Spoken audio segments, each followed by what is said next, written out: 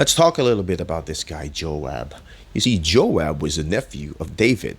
He was also the leader of David's army.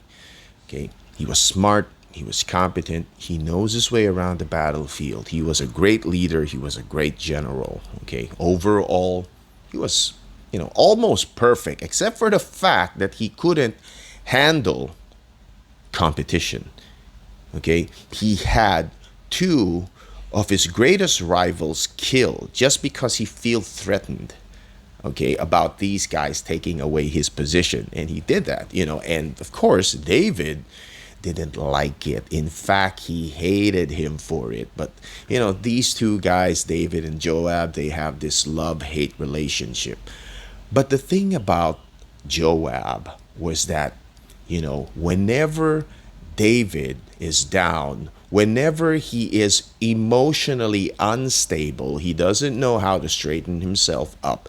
Whenever he becomes too emotional to the extent that it affects his competency as king, to the effect that, his judgment is messed up, this is where Joab comes in.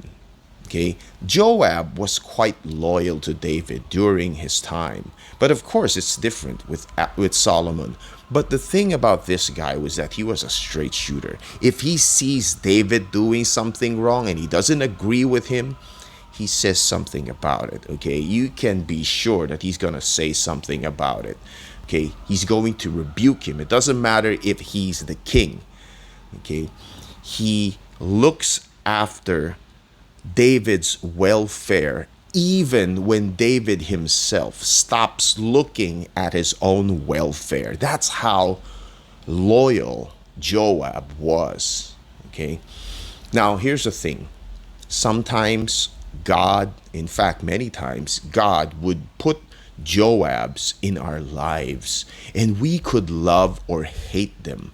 But you need to remember, without these people, nobody will tell us if we're doing something wrong. So we need these guys. These are God's way of telling us, of straightening us out, okay? Whenever we need a little bit of whack to put us back on our feet, okay?